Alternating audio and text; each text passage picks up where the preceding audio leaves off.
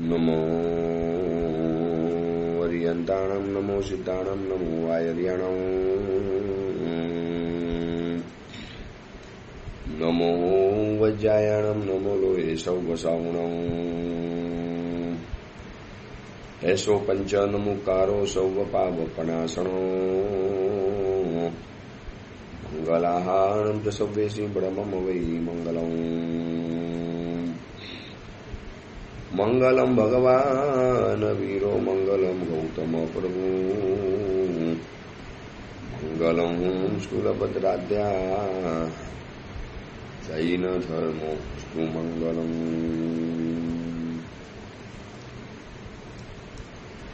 પર્વાધિરાજ પર્યુષણ મહાપર્વનો આજે પ્રથમ દિવસ. આજથી આરાધનાઓનું ઘોડાપૂર ઉમટવાનું. જ્યાં પણ નજર નાખશો ત્યાં લોકોના ચહેરા ઉપર એક આનંદ, ઉલ્લાસ, એક ધર્મ કરવાની તીવ્ર તમન્ના. આમાં બહુ બધા વ્યક્તિઓ નેગેટિવ પોઈન્ટ પણ જોયા કરે. જોયું ખાલી 8 દિવસ લોકો આરાધના કરવાના. દેખ્યું બસ હવે પર્યુષણ આવે એટલે લોકો ઉમટી પડવાના, પછી બધા રાત્રિ ભોજન કરવાના, હોટલમાં જવાના. નેગેટિવ વાળાને નેગેટિવ દેખાશે, પરંતુ આવું બધું કરનારી વ્યક્તિઓ પણ આવી આરાધના કરવા માટે તૈયાર થઈ છે એ તો જરા જુઓ. નહીતર 8 દિવસ પણ આરાધના નહીં કરે. એટલે આપણે નો નેગેટિવ, ઓનલી પોઝિટિવ. કે કેટલું સુંદર વાતાવરણ દેખાય છે આજે સવારના પહોરથી. દેરાસરમાં જાઓ ત્યાં પણ આપણને લોકોની ભીડ દેખાય. સવારે પ્રતિક્રમણ કરવાની અંદરમાં પણ લોકો દેખાયા. હવે પ્રવચનમાં પણ લોકો ઉમટી પડવાના. સાંજનું પ્રતિક્રમણ, જ્યાં જ્યાં નજર નાખો રાતના ભક્તિ ભાવના, અદભુત અંગરચના. બસ લોકોના મોઢાની અંદરમાં માત્ર ધર્મની વાતો, શુભ વાતો, ઉત્તમ વાતો, એ સિવાય બીજી કોઈ પણ બાબતો જોવા માટે નહીં મળે. બધી જ વિરાધનાઓ બંધ અને આરાધનાની અંદરમાં અગ્રેસર બની જાય છે. આ પર્વાધિરાજ પર્યુષણ મહાપર્વની તાકાત છે. આજથી 8 દિવસ જય જયકાર થવાનો. આજથી 8 દિવસ હજારો વ્યક્તિઓના મનની અંદરમાં એકલા શુભ ભાવો ઉમટવાના. ભલે દુનિયાની અંદરમાં અશુભ બાબતો ચાલે છે, અશુભ ભાવો દુનિયામાં હજારો પ્રકારના ચાલે છે, અને આ જ વ્યક્તિઓ કદાચ તે સંયોગોની અંદરમાં જઈ અને કેટલાય પ્રકારના અશુભ ભાવોને કરતા હતા.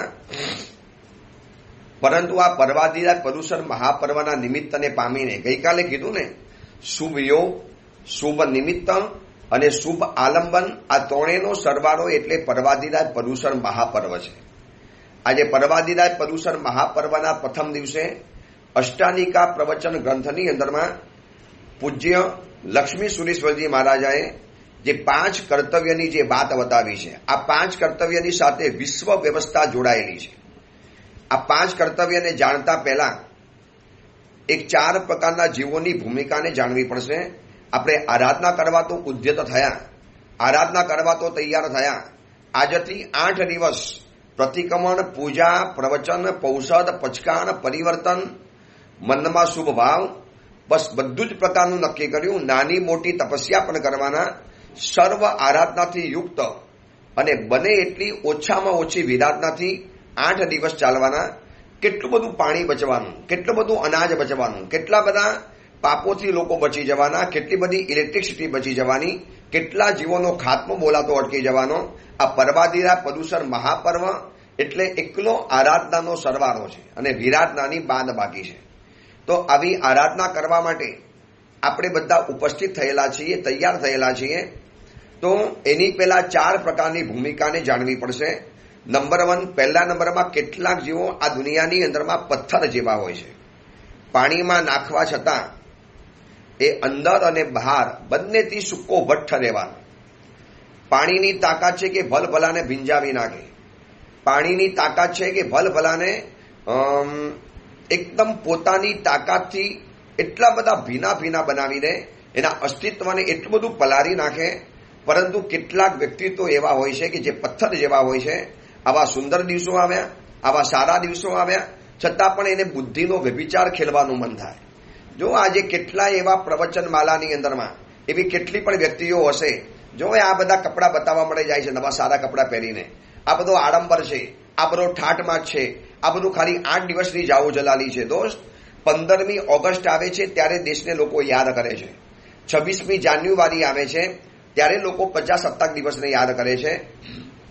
રક્ષાબંધન આવે છે ત્યારે લોકો પોતાની બહેનને યાદ કરતા હોય છે.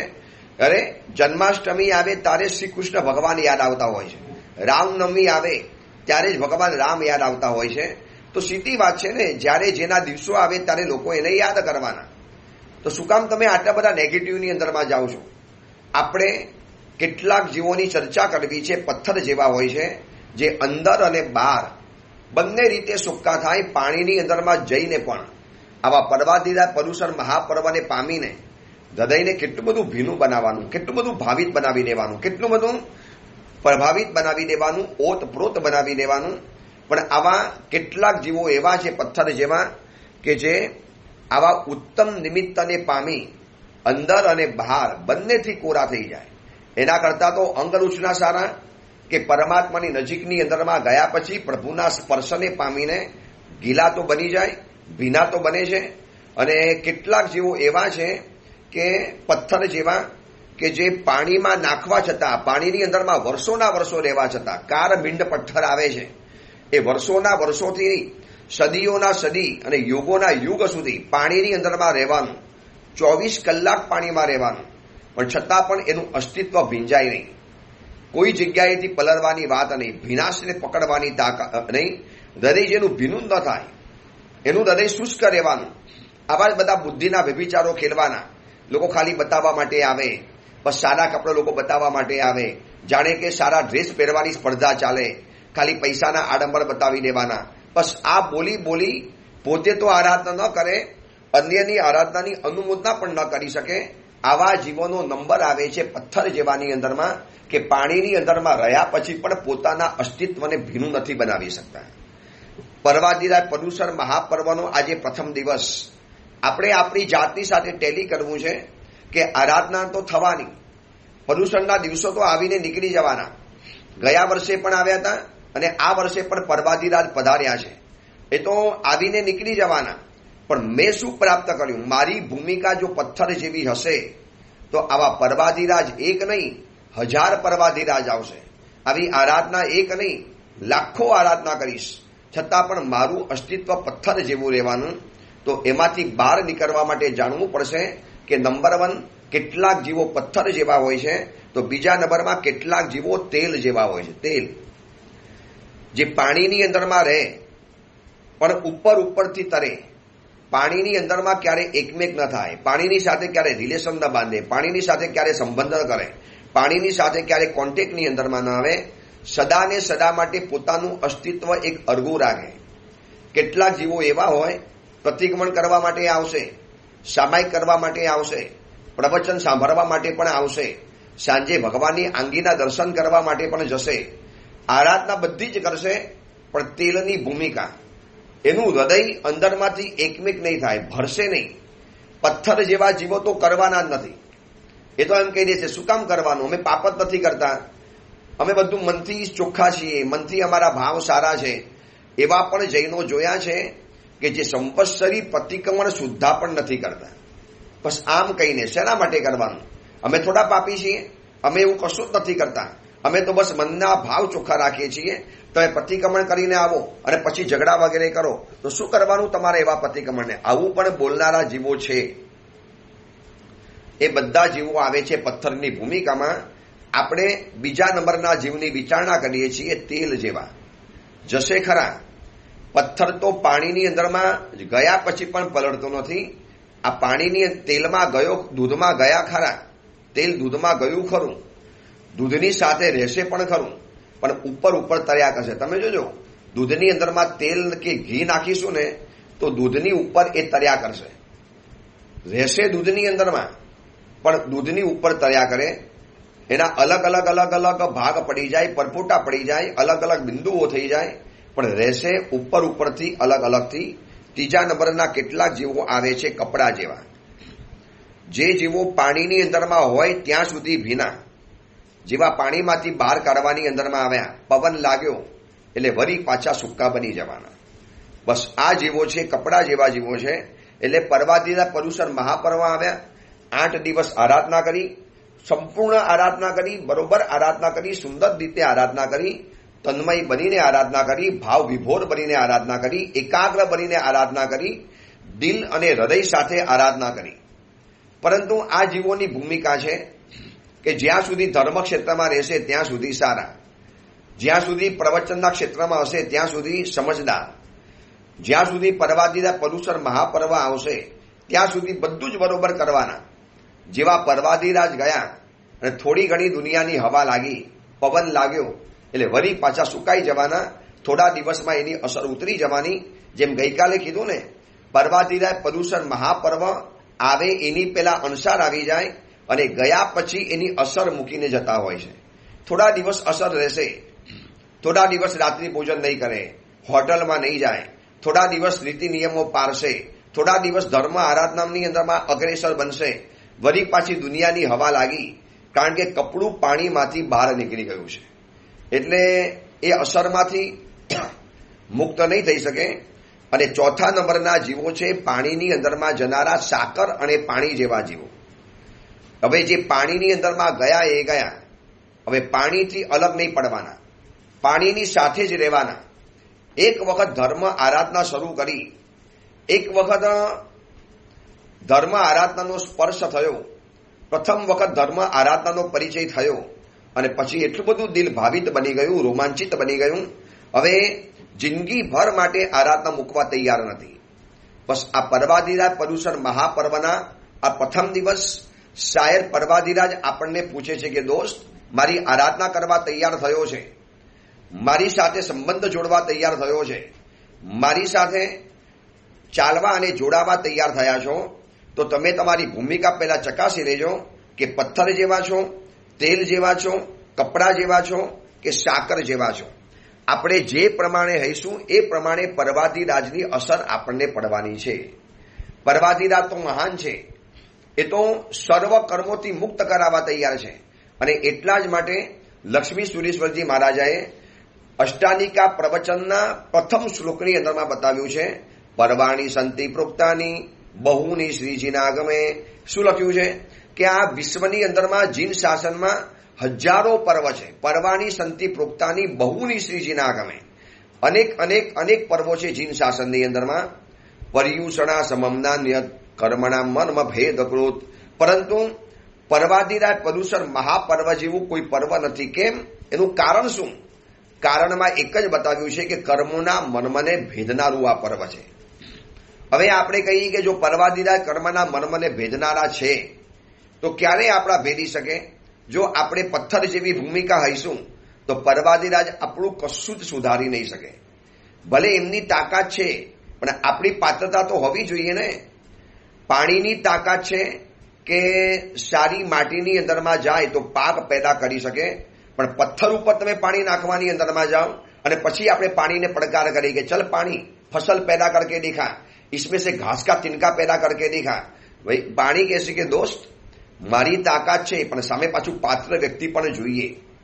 તો લક્ષ્મી સુરેશ્વરજી મહાસાહેબ જ્યારે કહે છે કર્મના મર્મ ભેદ અકૃત, કર્મોના મર્મોને ખતમ કરનારું આ પર્વ છે. કર્મના મર્મ કાઢવા અતિશય કઠિન પડે છે, કારણ કે કર્મ તોડવા અલગ છે અને કર્મના મર્મને તોડવા એ વાત અલગ છે. અને આ પર્વાદિરાજ પર્યુષણ મહાપર્વ કર્મના મર્મને ભેદનારા છે. તો આપણે આપણા કર્મના મર્મને તોડવા હશે, જો ભેદવા હશે તો આ પર્વાદિરાજની આરાધના પથ્થરની જેમ નહીં, તેલની જેમ નહીં, કપડાની જેમ નહીં, પરંતુ સાકર અને પાણીની જેમ આપણે એકમેક થઈને જો આરાધના કરીશું તો આ પર્વાદિરાજ ચોક્કસ ગેરંટી આપે છે કે તારા કર્મના મર્મને ભેદવા માટે હું તૈયાર છું. ચલો, આ પર્વાદિરાજ પર્યુષણ મહાપર્વ જ્યારે તૈયાર છે તો એની શું આરાધના કરવાની? તો આ પર્વાદિરાજ પર્યુષણ મહાપર્વના 8 દિવસ 5 કર્તવ્યોનું પાલન કરવાનું છે. આજે આપણે 5 કર્તવ્યની વાત કરવી છે, જેની અંદરમાં વિશ્વની વ્યવસ્થા છુપાયેલી છે. આ જીન શાસન છે, એને ખાલી પોતાનો વિચાર નથી કર્યો, સમગ્ર વિશ્વનો વિચાર આ જીન શાસનની અંદરમાં રહેલો છે. આ અમારી પ્રવર્તન, ક્ષમાપના કર્તવ્ય, અઠ્ઠમ તપ, ચૈત્ય પરિપાટી, સાધર્મિક વાત્સલ્ય કર્તવ્ય, આ બધાની અંદરમાં એક વિશ્વ વ્યવસ્થા છુપાયેલી છે. અગર સમગ્ર વિશ્વ આ 5 વ્યવસ્થાની અંદરમાં જોડાઈ જાય, સમગ્ર વિશ્વ આ પર્વાધિરાજ પર્યુષણ મહાપર્વના 5 કર્તવ્યોને જો યથાશક્ય પાલન કરવામાં આવે તો આજે આ વિશ્વની અંદરમાં જે અરાજકતા છવાયેલી છે, ચારે કોર જે હાહાકાર છવાયેલો છે, લોકોના જીવનની અંદરમાં જે ઉત્પાત દેખાય છે, એ બધા મોટા ભાગે શાંત થઈ જાય. ચલો આપણે જોઈ લઈએ કે આ 5 વિશ્વ વ્યવસ્થા શું છે.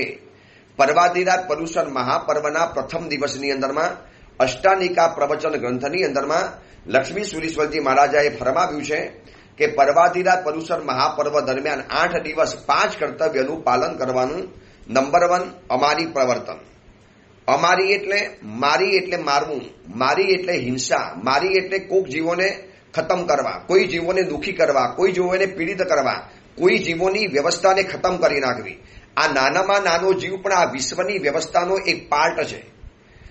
મોટું બોઈંગ વિમાન હોય, જમ્બો જેટ વિમાન હોય, અને એ વિમાનની મશીનરીને ખોલીને કોઈ એમ વિચારે હવે આટલો નાનો ઝીણો સ્પેર પાર્ટ, આટલો નાનકડો સ્પેર પાર્ટ હવે શું કામનો છે આ મશીનની અંદરમાં, હવે આટલા મોટા મોટા અંદરમાં સ્પેર પાર્ટ છે કે નાનો નહીં હોય તો શું કામ લાગવાનો હતો. ત્યારે એ જાણકાર કહે છે કે દોસ્ત, આ નાનો પણ સ્પેર પાર્ટ અત્યંત જરૂરી રહેલો છે. જેમ જમવા માટે બેસો, રસોઈ બનાવવાની અંદરમાં જાઓ અને એ વખતે મરચું બધું જ નાખ્યા પછી સાવ નાનકડી ચપટી ભર મીઠું નાખવાનું. હવે કોઈ કે જવા દો ને યાર, હવે ચપટી ભર મીઠું નાખ્યું કે ન નાખ્યું શું ફરક પડે છે, પણ સૌથી મોટો ફરક એનાથી જ પડે છે. નાનકડા જીવોને વિરાધના કરવાની. અને આ ધરતી ઉપર એક જ ભગવાન મહાવીર છે જેને નાનામાં નાના જીવોને પણ બચાવવાની વાત બતાવી છે. નિગોદના જીવો, સાવ સામાન્ય જીવો, સાવ ક્ષુલ્લક જીવો, અરે આ કીડીને પણ બચાવવાની વાત કરી છે. આ કીડી પણ વિશ્વ પર્યાવરણ વ્યવસ્થાનું એક પ્રમુખ અંગ રહેલું છે. આપણે એમ કહીએ કે મચ્છરો માર્યા, માખીઓ ખતમ કરી, ચલો આપણે ચકલીઓને દૂર કરી નાખી. અરે ચકલીઓ દૂર થઈ તો એના કારણે આ ધરતી ઉપર કેટલા મોટા મોટા દુકાળ પડી ગયા. તમે ખાલી સર્વે કરી લેજો. અત્યારે સમય નથી માટે વધારે બતાવી નથી શકતો, પરંતુ લોકોએ સર્વે કરીને બતાવ્યું છે કે એક નાનકડી ચકલી જ્યારે ધીરે ધીરે ખતમ થવાની અંદરમાં આવી અને આ ચકલીઓના ખતમ થવાના કારણે મોટા મોટા દુકાળ ચીનની અંદરમાં પડવા માંડ્યા અને એ લોકોને બહારથી ચકલીઓ આયાત કરવી પડી. અને વળી પાછી, કારણ કે ચકલી પણ પાકને બચાવે છે. આ નાનકડી સ્પેરો કેટલી નાની છે. હવે આ ધરતી ઉપર આવી નાનકડી ચકલીનું પણ યોગદાન છે, કારણ કે વિશ્વ વ્યવસ્થાનું એ પ્રમુખ અંગ રહેલું છે. તો અમારી પ્રવર્તન એ છે કે આપણે તો કરવાનું છે પણ બીજાની પાસે કરાવવાનું છે. અમારી વર્તન નથી બતાવ્યું, અમારી પ્રવર્તનનો મતલબ છે આપણે તો કરવાનું છે જ અને આપણે તો કરીએ જ છીએ. હવે કોકને સમજાવો કે દોસ્ત આટલી બધી વિરાધના નહીં કર, આટલી બધી હિંસા નહીં કર, આટલી બધી બિનજરૂરી ઉર્જા નહીં વાપર. આજે એક શાવક શાવિકાના કે ગૃહસ્થના ઘરની અંદરમાં જઈએ, કોઈ પણ જૈન કે અજૈન, એટલે એમ લાગે કે વિશ્વ વ્યવસ્થાના પર્યાવરણને તોડવાનું જાણે કે કતલખાનું ઘરમાં નીકળી ચૂકેલું છે. રૂમની અંદરમાં ટીવી, દરેક રૂમની અંદરમાં પોતાના અલગ ફ્રીજ, દરેક રૂમની અંદરમાં પોતાના અલગ એસી, દરેક રૂમની અંદરમાં પોતાનું એક અલાયદું ફર્નિચર, દરેક રૂમની અંદરમાં એક અલગ પંખા, અને આખા ઘરની અંદરમાં તમે જુઓ તો લાકડાનું આમ કરોડો રૂપિયાનું ફર્નિચર બનાવવાની અંદરમાં આવ્યું છે. તો શું થયું ખબર છે? એક વૃક્ષ કાપવાના કારણે આ ધરતી ઉપર કેટલા મોટા ભૂકંપો આવ્યા, કેટલી મોટી હોનારતો સર્જાઈ, કેટલા બધા પાણીના પૂર આવેલા છે. આ વૃક્ષની સાથે આ વિશ્વનું પર્યાવરણ જોડાયેલું છે. અને પ્રભુ તો પહેલેથી બતાવીને ગયા છે કે આ વનસ્પતિકાયના જીવો છે, નહીં મારો. કેટલી સુંદર મજાની વિશ્વ વ્યવસ્થા ભગવાન મહાવીર બતાવીને ગયા છે 5 કર્તવ્યના રૂપે. કદાચ જૈનો પણ નથી જાણી શકતા. જો થોડોક ઊંડેથી વિચાર કરીએ ને તો ખબર પડે કે આપણને ચિકનથી દૂર રાખ્યા, આપણને માંસાહારથી દૂર રાખ્યા, આપણને જમીનકંદથી દૂર રાખ્યા. હવે જે લોકો એમ કે છે ને મીટ લોબીવાળા કે માંસ ખાવું જોઈએ, કે માંસ ખાવાથી શરીરમાં તાકાત આવે, એમાં પ્રોટીન વધારે હોય, વિટામિન વધારે હોય, પણ તમને ખબર છે એ માંસ બનાવવા માટે જે ચિકન પેદા કરવામાં આવે, મરઘીઓને જે અનાજ ખવડાવવાની અંદરમાં આવે છે, એના કારણે તો લાખો અને કરોડો માણસો જમી શકે એટલા બધા અનાજ જ્યારે આ લોકોને ખવડાવી અને એના શરીરમાંથી થોડુંક જ માંસ જ્યારે બહાર આવે છે, એટલે 1 કિલો ચિકન બનાવવા માટે 4,325 લીટર પાણી વાપરવાની અંદરમાં આવે છે. અને એની સામે શાકભાજી ઉગાડવા માટે 1 કિલો દીઠ 365 લીટર પાણી વાપરવામાં આવે છે. ફળ ઉગાડવાની અંદરમાં 962 લીટર, કઠોળ ઉગાડવાની અંદરમાં 1,644 લીટર પાણી વપરાય છે. હવે વિચારી લેજો કે 1 કિલો ચિકન બનાવવામાં 4,325 લીટર, જ્યારે વધુમાં વધુ અનાજ પેદા કરવું હોય કઠોળ માટે વધારે વધારે 1,644 લીટર પાણી. હવે આ ચિકન માટે જો આટલું બધું પાણી વપરાય અને એ ચિકન એટલે મરઘીઓને ખવડાવવા માટે લાખો કરોડો અબજો ટન એ લોકોને ખોરાક ખવડાવવાની અંદરમાં આવે, આટલા ખોરાકમાં તો વિશ્વની અડધી વસ્તી પેટ ભરીને ખાઈ શકતી હોય છે. તો હવે ચિકન ખાવાની અંદરમાં ગયા એટલે શું થયું? વિશ્વ વ્યવસ્થાનું પર્યાવરણને તમે ખતમ કરી નાખ્યું. માત્ર ખોરાક માટે વર્ષે દાડે 40 અબજ પ્રાણીઓની હિંસા થાય છે આ વિશ્વની અંદરમાં. તમે એક એક ફિગર વાંચો ને તો આમ આશ્ચર્ય થઈ જાય કે ભારતમાં એક વ્યક્તિ દીઠ પ્રતિ વર્ષ માત્ર 3 કિલો 8 ગ્રામ માંસ વપરાય. કદાચ તો જોવા જઈએ તો આ રેશિયો સમગ્ર વિશ્વની અંદરમાં સૌથી ઓછામાં ઓછો છે. છતાં પણ આપણા દેશમાં પ્રાણીઓની કતલ સૌથી વધુ કેમ થાય છે? આ મીટ લોબીના કારણે, માંસાહાર પોષવાના કારણે અને માંસને નિર્યાત કરવાના કારણે. હવે આ બધી જ હિંસાઓ અને આજનું પર્યાવરણ શાસ્ત્રીઓ લખે છે કે જ્યાં સૌથી વધુ જીવોની હિંસા થતી હોય, જ્યાં સૌથી વધુ અબોલ જીવોની વિરાધના થતી હોય અને એના કારણે એની જે ચીસ બહાર નીકળે, એનો જે પોકાર બહાર પડે, એની જે આર્ત ધ્યાન બહાર પડે, એનો જે આર્તનાદ બહાર નીકળે અને એના કારણે આ ધરતીના વેવ્સ એટલા બધા કંપાયમાન થાય છે કે એના કારણે આ પૂર આવે, ભૂકંપ આવે, ભેખડો ધસી પડે છે. જુઓ ને, વરસાદના દિવસો આવ્યા નથી અને આ બાજુ કાશ્મીર, હિમાચલ પ્રદેશ અને બીજા પર્વતીય પ્રદેશોની અંદરમાં ભેખડો ધસવાના, આખું નાખું ગામ દટાઈ જવાના. હમણાં કેરાલાની અંદરમાં વાયનાડ ગામ, આખું નાખું ગામ દટાઈ ગયું, ગામનું અસ્તિત્વ ખતમ થઈ ગયું, અસ્તિત્વ પૂરું ગામનું મીટી ગયું. બસ આવા જ પર્યાવરણના અસંતુલનના કારણે વૃક્ષો કપાયા, જમીનને પકડી રાખવાની જે એમની ગ્રીપ હતી ખતમ થઈ ગઈ, એટલે જમીન ઢીલી પડી ગઈ, ઉપરથી વરસાદ વરસ્યો, એના કારણે હવે જે પકડી રાખતા હતા વૃક્ષના મૂળિયા જમીનને એ ખતમ થઈ ગયા, એટલે જમીન ઢીલી પડી, જમીન ધસી પડી, જમીન ધસી પડવાના કારણે આખા ગામ ખતમ થઈ ગયા, પાણીનું વહેણ બદલાઈ ગયા. આ બધી જ પર્યાવરણની જે નુકસાન થયું છે અમારી પ્રવર્તન નહીં સમજી શકવાના કારણે. હવે માણસ એટલું નક્કી કરે કે ફર્નિચર કદાચ ઘરમાં જરૂરી છે, પણ ઓછામાં ઓછું તમે ખાલી એક બેડ જોવો માણસોનો, માસ્ટર બેડરૂમ. ક્યારેક ક્યારેક કોકના ઘરે પગલાં કરવા જવાનું થાય ત્યારે જોઈએ છીએ કે કેટલા મોટા લાકડા વપરાતા હશે. હવે તમે સાંભળી લેજો, મારી પાસે જે ફિગર છે, હું એવા કેટલાક મેગેઝિનો દ્વારા ફિગર એકઠા કરું છું. સમગ્ર વિશ્વમાં રોજ અંદાજે 4 કરોડથી વધુ વૃક્ષો છે અત્યારે વિશ્વની અંદરમાં. મિચ્છામિદુક્કડમ, સમગ્ર વિશ્વની અંદરમાં એક અંદાજ અનુસાર 35 અબજ વૃક્ષો છે. એમાંથી સમગ્ર વિશ્વની અંદરમાં રોજ 4 કરોડથી વધુ વૃક્ષો કપાય છે.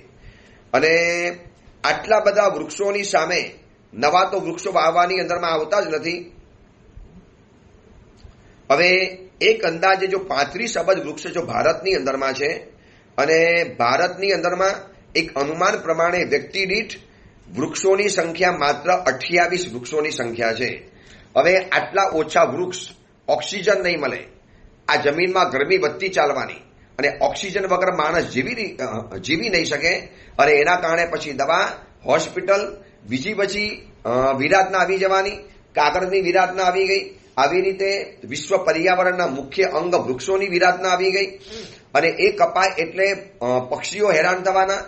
એટલે જે કુદરતી આખું એક તંત્ર હતું, જલ રક્ષા, ભૂ રક્ષા, પશુ રક્ષા, વન રક્ષા, આખું જે ચક્ર હતું, આ ચક્ર આખું ખતમ કરી દેવાની અંદરમાં આવ્યું.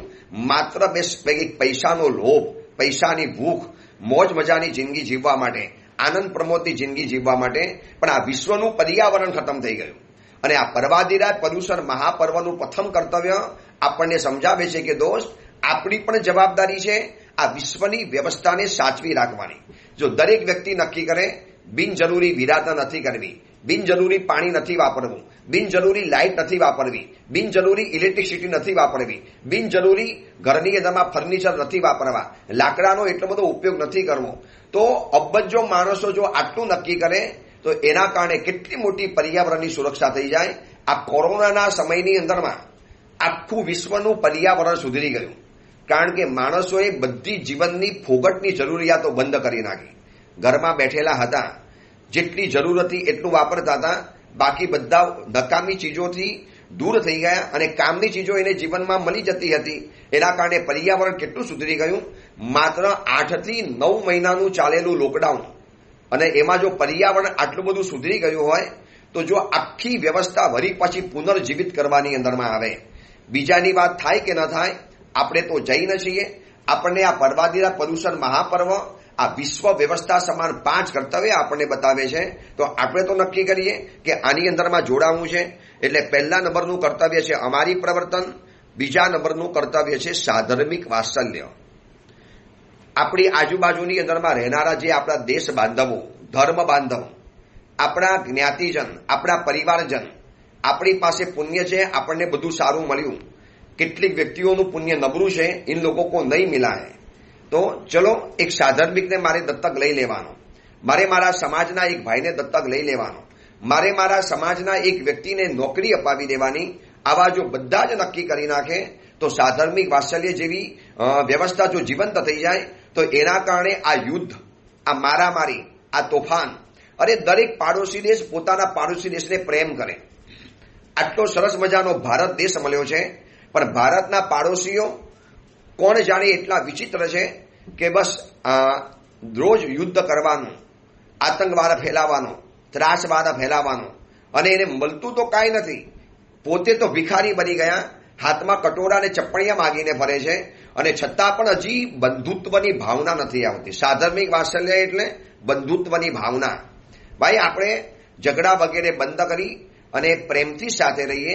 આ ધરતી ઉપર ભગવાને આપણને વિશ્વ બંધુ તરીકે મોકલ્યા છે, ભાઈચારા તરીકે આપણને મોકલ્યા છે.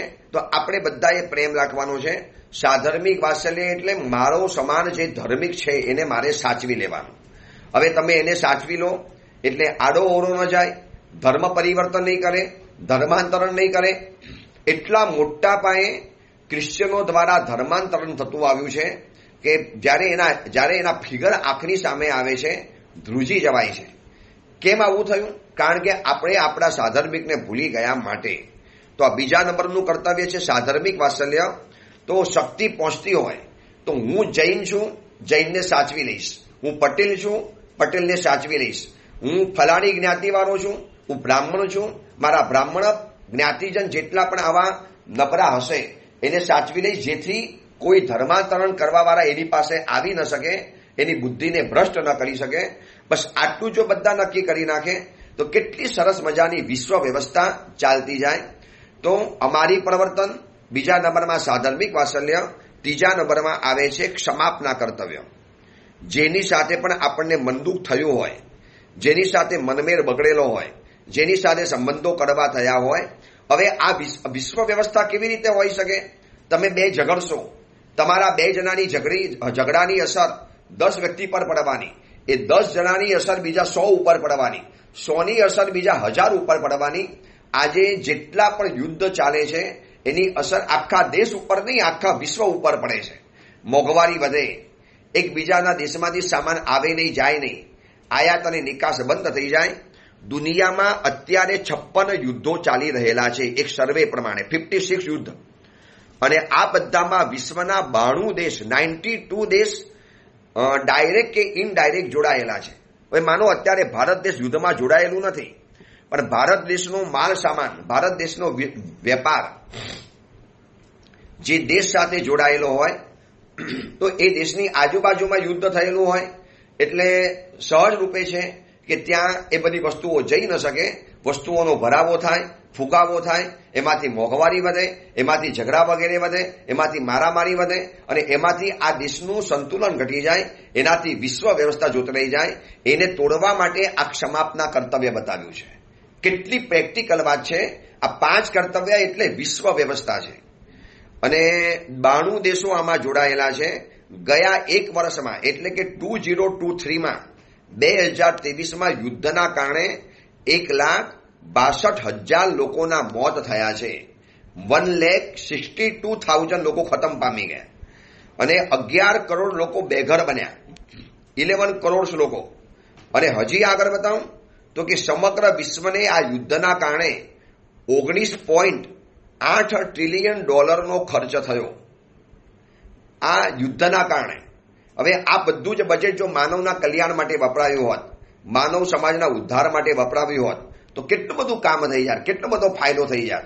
પણ સતત ને સતત ઝઘડતા રહેવાનું, યુદ્ધખોર માણસ મારામારીમાં કરતા રહેવાનું, તો માનો વેરની ગાંઠ બંધાઈ ગઈ હોય, કોઈની સાથે સંબંધો કડવા થઈ ગયા હોય, એક દેશને બીજા દેશ સાથે સંબંધ બગડી ગયા હોય, તો ક્ષમાપના કર્તવ્ય બતાવે છે પર્વાદિરાજ પર્યુષણ મહાપર્વ. દોસ્ત, આવી જાઓ. આ લડતી ઝઘડતી દુનિયાને ક્યારે પણ ઠેકાણું નહીં પડે, ઝઘડીને ક્યારે પણ નથી મળ્યું. હમણાં નરેન્દ્ર મોદી સાહેબ પોલેન્ડ અને યુક્રેનની અંદરમાં જઈને આ જ વાત બતાવીને આવ્યા, યુદ્ધ અંતિમ સમસ્યાનું નિવારણ નથી, યુદ્ધથી સમસ્યા સુધરતી નથી, સમસ્યા વકરે છે. સૌથી છેલ્લો તો ઉપાય છે ક્ષમાપના. માફી માગી લો, માફ કરી દો અને માફી આપી દો. આપણા પક્ષે તો આપણે ક્લિયર થઈ ગયા. એ વ્યક્તિ કરે કે ન કરે, એનાથી વિશ્વ વ્યવસ્થાની અંદરમાં આપણે સરસ મજાનો ફાળો આપી શકીશું. જો દરેક કુટુંબો ઝઘડતા રહેશે, કુટુંબમાં રહેલા દરેક સભ્યો ઝઘડતા રહેશે, આડોશી પાડોશી ઝઘડતા રહેશે, એક રાજ્ય બીજા રાજ્ય સાથે ઝઘડતું રહેશે, એક દેશ બીજા દેશ સાથે ઝઘડતું રહેશે, એક વિશ્વ બીજા વિશ્વ સાથે ઝઘડતું રહેશે, તો વિશ્વ વ્યવસ્થાને તમે કેવી રીતે સંભાળી શકશો? કેટલી બધી માનવ ખુવારી, જાનોની ખતમ થવાનું. તો આના કરતા સમાપના કર્તવ્ય જે પર્વાધિરાજ પર્યુષણ મહાપર્વ બતાવે છે, મને તો એમ લાગે છે કે આ 5 પર્વાધિરાજના કર્તવ્યોને યુનિસેફની અંદરમાં જઈને લોકોને બતાવવા જોઈએ, યુનોની અંદરમાં જઈને મૂકવા જોઈએ કે જો અમારી જૈનોની વિશ્વ વ્યવસ્થા કેવી છે, વિશ્વનું પર્યાવરણ. તમે પર્યાવરણને સુધારવા માટે કેટલી બધી મિટિંગો કરો છો, કેટલું બધું કરો છો. ઉલટાની આ તમારી મિટિંગોના કારણે પર્યાવરણ બગડતું હોય છે. એના કરતા જોઈ લો અમારા પર્વાધિરાજ પર્યુષણ મહાપર્વમાં 8 દિવસ લોકો ઉપવાસ કરવાના, એટલે લાખો ટન અનાજ બચી જવાનું.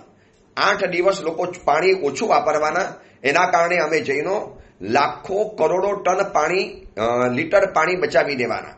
અમે 8 દિવસ વાહનનો ઉપયોગ ઓછો કરવાના, એટલે 8 દિવસની અંદરમાં કેટલી ઇલેક્ટ્રિસિટીનો બચાવ થવાનો. 8 દિવસ જૈનો આરાધના કરવાના, એટલે સંબંધો કડવા નહીં થવાના. આ 8 દિવસની અંદરમાં જૈનો પર્યાવરણની બહુ મોટી સુરક્ષા કરવાના. આ વિશ્વ વ્યવસ્થા છે.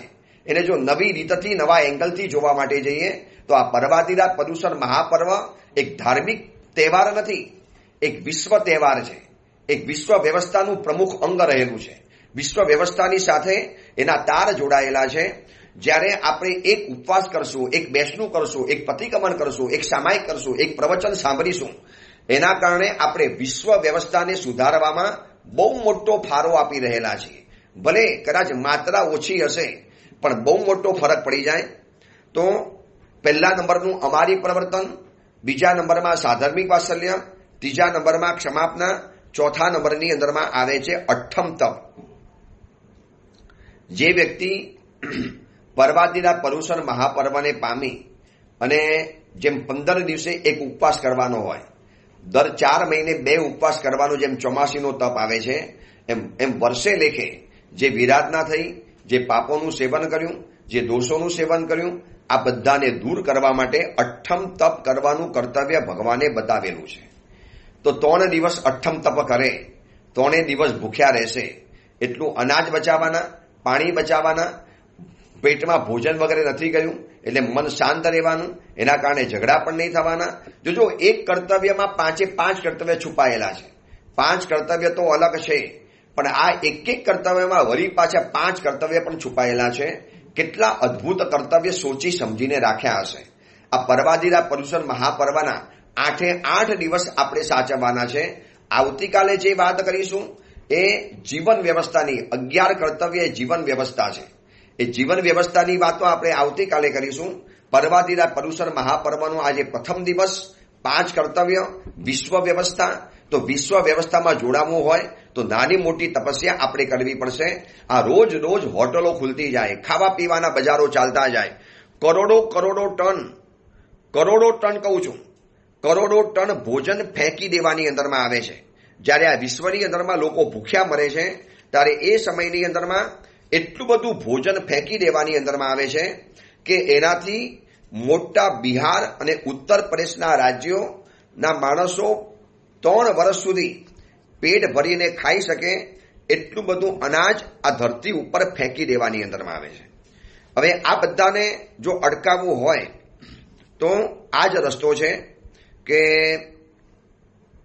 બને એટલી તપસ્યાની અંદરમાં જોડાઈ જઈએ, બને એટલું ઓછામાં ઓછું ભોજન વાપરીએ, બિનજરૂરી ખોરાક છોડી દઈએ. આ જંક ફૂડ અને ફાસ્ટ ફૂડ, સૌથી વધારે ખતરનાક મેગી, આ બધાના કારણે જે ફાસ્ટ ફૂડ તૈયાર થવાની અંદરમાં આવ્યા, તમારી સામે રોજબરોજ એના વિડીયો આવે જ છે. આ સોફ્ટ ડ્રિંક જે કહેવાય છે, કેટલા ગંદા કન્ટેન્ટમાં તમને વસ્તુઓ ભરીને આપે અને માણસ હોશે ખાય અને પોતાના સ્વાસ્થ્યને ખતમ કરી નાખે. કેમ કેન્સર વધવા માંડ્યા, કેમ શરીરમાં આટલી બધી બીમારીઓ આવવા માંડી, કેમ રોજ નવી થિયરીઓ આવતી ગઈ, નવા રોગો વધતા ગયા. એનું કારણ એક જ છે કે બસ માણસે આડેધડ ખાવાનું શરૂ કર્યું. જ્યાં હવે જે હોટલ ખોલશે એ તો બિઝનેસ કરવા માટે તૈયાર થયેલો છે અને એ જે તે આચર કુચર ખાવાનું, બહારનું ખાવાનું, રોડ ઉપરનું ખાવાનું, લારી ઉપરનું ખાવાનું, જેની ઉપર માખીઓ બેઠી હોય, ધૂળ ઉડેલી હોય, આજુબાજુના જમ્સ ચોટેલા હોય, હવે એ ખાવાની અંદરમાં જાઓ અને એ ખાવાના કારણે કેટલાય લોકોના તબિયત બગડવા માંડી. એમ કહેવાય છે કે દેશમાં રોજ 2215ના મોત કેન્સરથી થાય છે.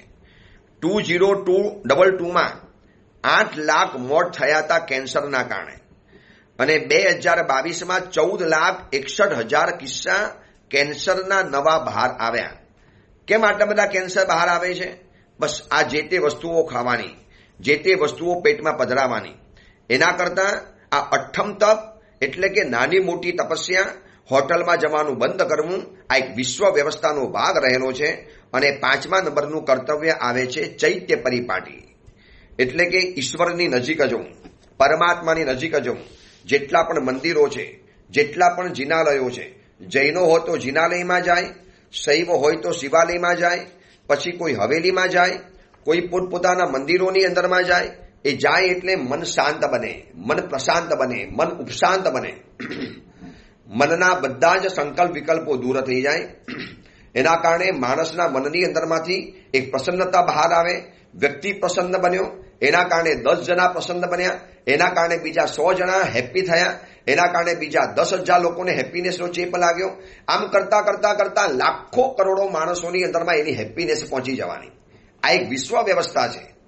તમે ઈશ્વરની પાસે જઈને બેસો એટલે એની ઉર્જા, એનો પ્રભાવ, એની ઉર્જા આપણને અસર કરતી હોય છે અને એમની ઉર્જાના કારણે આપણને જીવનમાં બહુ મોટો ફાયદો થતો હોય છે. એટલા માટે 5મું કર્તવ્ય બતાવ્યું છે ચૈત્ય પરિપાટી. આજુબાજુમાં જેટલા જિનાલયો હોય તો પર્વાદી રાજમાં અલગ અલગ દેરાસરમાં પૂજા કરવા જાઓ. એ પ્રભુની ઉર્જાને પ્રાપ્ત કરો, પ્રભુનો ટચ કરી, સ્પર્શ કરી એમની એક અદ્ભુત ઓરાને પ્રાપ્ત કરો, જેના કારણે આપણી મલિન ઓરા દૂર થઈ જાય, આપણા મનમાં શુભ ભાવો પેદા થાય, આપણું મન પ્રસન્ન બને, આપણું મન વિકાસવર બને અને આપણા મનની અસર લાખો કરોડો વ્યક્તિઓ ઉપર પડતી હોય છે. જેમ ખરાબની અસર છે એમ સારાની પણ અસર છે. કેટલા બધા ઊંડું ચિંતન કરી, મનોમંથન કરી વિશ્વ વ્યવસ્થાને જોડવા માટે આ 5 કર્તવ્યોનું સર્જન કરવામાં આવ્યું છે. તો પ્રત્યેક જૈનોની તો ફરજ છે, પણ અજૈન વ્યક્તિઓને પણ જરૂરી છે કે એક અલગ સ્વરૂપે પણ તમે આ 5 કર્તવ્યમાં જોડાવો. આ જીન શાસન માત્ર પોતાનો વિચાર નથી કરતું, સમગ્ર વિશ્વનો વિચાર કરે છે. આ ધરતી ઉપર રહેલી પ્રત્યેક વ્યક્તિ સુખી થાય, પ્રત્યેક વ્યક્તિ જીવનમાં આગળ વધે. આ ધરતી ઉપર રહેલો પ્રત્યેક માનવ બસ એની જિંદગીમાં એક રોનક ભરાય, બસ એ જ ભાવ સાથે આ પર્વાદિરા પર્યુષણ મહાપર્વ આપણે 5 કર્તવ્યની વાત બતાવી. આપણે આ 5 કર્તવ્યોનો જાણ્યા, દર વર્ષે જાણીએ છીએ, પણ એને ધાર્મિક એંગલથી તો જોઈએ છીએ, પણ વિશ્વ પર્યાવરણની સુરક્ષાના એંગલથી પણ જુઓ અને દુનિયાની સામે એને આ રીતે પ્રસ્તુત કરો.